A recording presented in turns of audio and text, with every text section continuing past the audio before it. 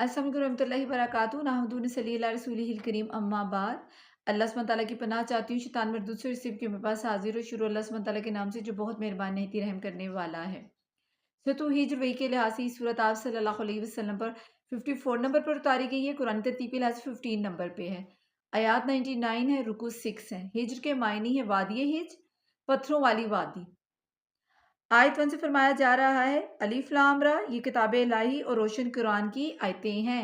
अलिफ लाम रा हरूफ मुक़त्तात, अलग अलग पढ़े जाने वाले हरूफ जिनके मायने अल्लाह सुब्हानहू तआला के सिवा कोई नहीं जानता। आयत 2 से फरमाया जा रहा है वो भी वक्त होगा कि काफिर अपने मुसलमान होने की आरजू करेंगे। ये आरजू कब वो करेंगे? जब फरिश्ते उन्हें जहन्नुम की आग दिखाते हुए या जहन्नुम में ले जाया जाएगा।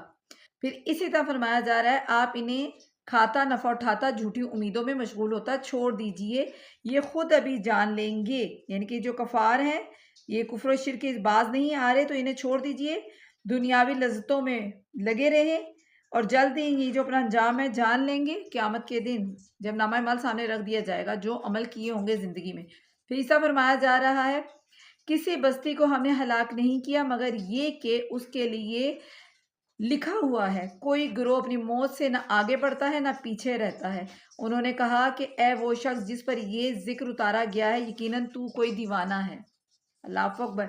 अगर तू सच्चा ही है तो हमारे पास फरिश्तों को क्यों नहीं लाता? हम फरिश्तों को हक के साथ ही उतारते हैं और उस वक्त वो मोहलत दिए नहीं होते, वो उस टाइम मोहलत दिए गए नहीं होते। अल्लाह सुब्हानहू तआला फरमाता है, यानी कि अल्लाह सुब्हानहू तआला फरिश्ते हक के साथ उतारता है, यानी जब हमारी हिकमत और मैशियत अजाब भेजने की होती है तो फरिश्तों को नाजिल किया जाता है और फिर मोहलत नहीं दी जाती, फ़ौरन वो हलाक कर दिए जाते हैं। फिर इस तरह फरमाया जा रहा है आयत 9 में हम ही ने इस जिक्र को नाजिल फरमाया, हम ही इसके मुहाफिज हैं कुरान पाक की। हमने आपसे पहली अगली उम्मतों में भी अपने रसूल भेजे और लेकिन जो भी रसूल आता वो उसका मजाक उड़ाते, गुनहगारों के दिलों में हम इसी तरह यही रचा दिया करते हैं, वो इस पर ईमान नहीं लाते और यकीनन अगलों का तरीका गुजरा हुआ है। और अगर हम इन पर आसमान का दरवाज़ा खोल भी दें और वो वहाँ चढ़ने भी लग जाएं, तब भी यही कहेंगे कि हमारी नज़रबंदी कर दी गई है, हम पर इन लोगों का यानी कि जादू कर दिया गया है। यकीनन हमने आसमानों में बुर्ज बनाए हैं और देखने वालों के लिए उसे सजा दिया है और उसे हर मरदूद शैतान से महफूज रखा है। हाँ, मगर जो चोरी छुपे सुनने की कोशिश करे उसके पीछे धकता हुआ शोला लगता है और ज़मीन को हमने फैला दिया है और उस पर मजबूत पहाड़ डाल दिए हैं और उसमें हमने हर चीज़ को एक मुईन मुकर्रर यानी कि मिकदार के साथ उगा दी है उसके ऊपर और उसी में हमने तुम्हारी रोज़ियाँ बना दी हैं और इनकी भी जिन्हें तुम रोज़ी देने वाले नहीं हो, और जितनी भी चीज़ें हैं उन सब के ख़जाने हमारे पास हैं।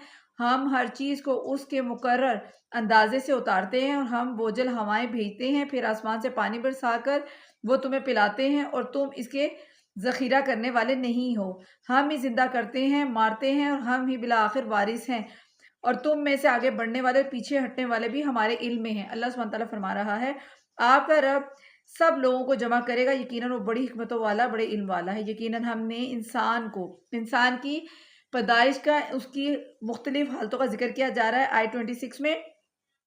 यकीनन हमने इंसान को काली सड़ी हुई बदबूदार खनखनाती मिट्टी से पैदा किया और इससे पहले जिन्नात को हमने लू वाली आग से पैदा किया। और जब तेरे परवरदिगार ने फरिश्तों से फरमाया कि मैं इंसान को काली और सड़ी हुई खनखनाती मिट्टी से बनाने वाला हूँ, तो जब मैं उसे पूरा कर चुकूँ तो और उसमें अपनी रूह फूंक दूँ तो तुम सब उसके लिए सजदे में गिर पड़ना। चुनाचा तमाम फरिश्तों ने सब के सब जो थे सजदा कर लिया मगर इब्लीस के सिवाय, उसने सजदा करने से इनकार करने लगा और साफ इनकार कर दिया और कहा अल्लाह ने कि ए इब्लीस तुझे क्या हुआ है कि तू सजदा करने वालों में शामिल ना हो? तो वो बोला कि मैं ऐसा नहीं कि इस इंसान को सजदा करूं जिसे तूने काली और सड़ी हुई खनखनाती मिट्टी से पैदा किया। फरमाया अब तू जन्नत से निकल जा क्योंकि तू रोंदा दरगार है और तुझ पर मेरी फटकार है क़यामत के दिन तक। कहने लगा कि ए मेरे रब मुझे उस दिन तक मोहलत दे, ढील दे कि लोगों को दोबारा जब तक तू उठा खड़ा करेगा। फरमाया कि कुछ तो उनमें से हैं जिन्हें मोहलत मिली है और रोज़े मुकर्रर के वक्त तक की। शैतान ने कहा कि ए मेरे रब चूंकि तूने मुझे गुमराह किया है, मुझे भी कसम है कि मैं भी ज़मीन में ان کے لیے گناہوں کو آراستہ کر دکھاؤں گا اور ان سب کو بہکاؤں گا سوائے تیرے ان بندوں کے جو منتخب کر لیے گئے ہیں۔ ارشاد ہوا کہ ہاں یہی مجھ تک پہنچنے کی سیدھی راہ ہے، میرے بندوں پر تجھے کوئی غالبہ نہیں، لیکن ہاں جو گمراہ لوگ تیری پیروی کریں یقیناً ان سب کے وعدے کی جگہ جہنم ہے جس کے 7 دروازے ہیں، ہر دروازے کے لیے ان کا ایک حصہ بٹا ہوا ہے۔ پرہیزگار جنتی لوگ باغوں اور چشموں میں ہوں گے، سلامتی اور امن کے ساتھ اس میں داخل ہوں گے۔ ان کے دلوں میں جو کچھ رنجش و کینہ تھا ہم سب کچھ نکال دیں گے اور وہ بھائی بھائی بنے ہوئے ایک دوسرے کے آمنے سامنے تختوں پر بیٹھے ہوں گے، نہ تو وہاں انہیں کوئی تکلیف چھو سکتی ہے اور نہ وہاں سے کبھی نکالے جائیں گے۔ میرے بندوں کو خبر دے دو کہ میں بہت ہی بخشنے والا اور مہربان ہوں، اور ساتھ ہی میرا عذاب بھی نہایت دردناک ہے۔ انہیں ابراہیم کے مہمانوں کا حال سنا دو کہ جب انہوں نے ان کے پاس آ کر سلام کیا تو انہوں نے کہا کہ ہم کو تو تم سے ڈر لگتا ہے۔ انہوں نے کہا ڈرو نہیں، ہم تجھے ایک صاحب فہیم فرزند کی بشارت دینے آئے ہیں۔ آیت 51 سے 58 میں ابراہیم علیہ السلام ان کے مہمانوں کا قصہ کہا، اس بڑھاپے کے آ جانے کے بعد تم مجھے خوشخبری دیتے ہو، یہ خوشخبری تم کیسے دے رہے ہو؟ انہوں نے کہا ہم آپ کو بالکل خوشخبری سناتے ہیں، آپ مایوس لوگوں میں شامل نہ ہوں۔ کہا اپنے رب کی رحمت سے نامید تو صرف گمراہ اور بہکے ہوئے لوگ ہوتے ہیں۔ پوچھا کہ اللہ کے بھیجے ہوئے فرشتوں تمہارا ایسا کیا اہم کام ہے؟ انہوں نے جواب دیا کہ ہم مجرم قوم کی طرف بھیجے گئے ہیں، مگر خاندان لوط کے ہم ان سب کو ضرور بچا لیں گے، یعنی کہ لوط علیہ السلام کی قوم کی طرف عذاب کے لیے بھیجا گیا سوائے اس کی بیوی کے کہ ہم نے اسے روکنے اور باقی رہ جانے والوں میں مقرر کر دیا ہے۔ جب بھیجے ہوئے فرشتے آل لوط کے پاس پہنچے، خاندان لوط آل لوط کا ذکر کیا جا رہا ہے 59 سے 77 میں، تو انہوں نے کہا کہ تم لوگ تو کچھ انجان سے معلوم ہو رہے۔ انہوں نے کہا نہیں، بلکہ ہم تیرے پاس وہ چیز لائے ہیں جس پر یہ لوگ شک و شبہ کر رہی ہیں۔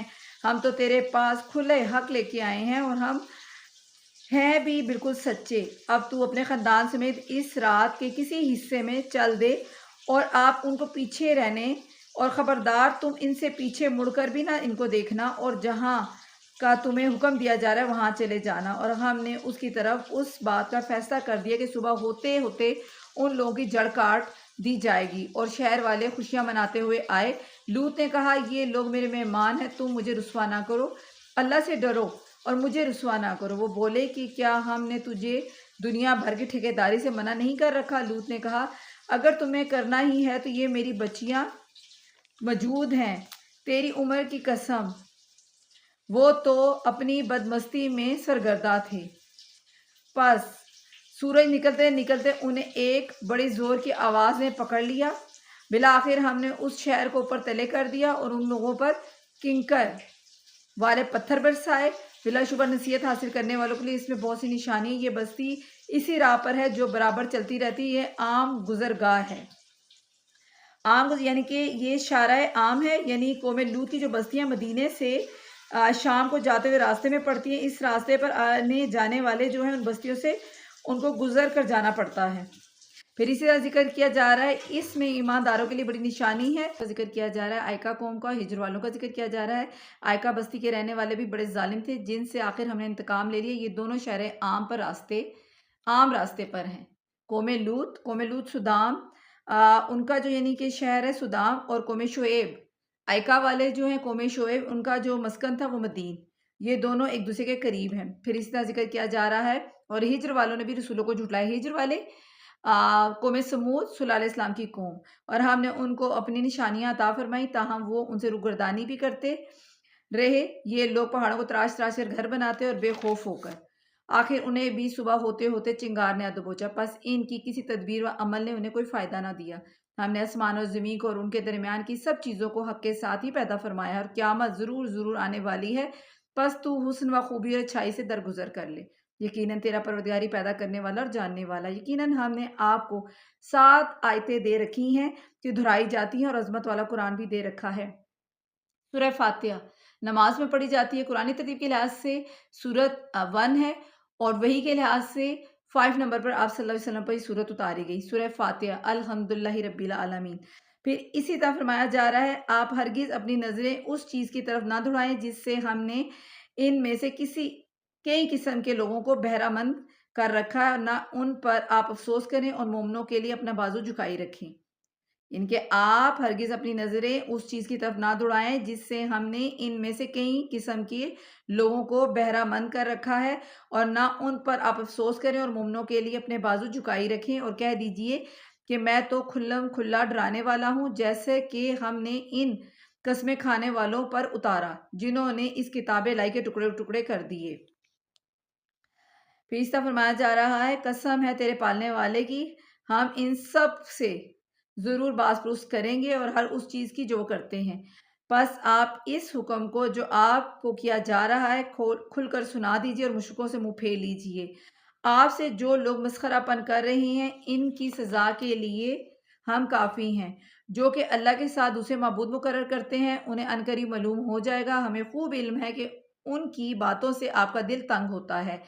आप अपने परवरदिगार की तस्बीह और हम्द बयान करते रहें और सजदा करने वालों में शामिल हो जाएँ और अपने रब की इबादत करते रहें यहाँ तक कि आपको मौत आ जाए। अल्लाहु अकबर।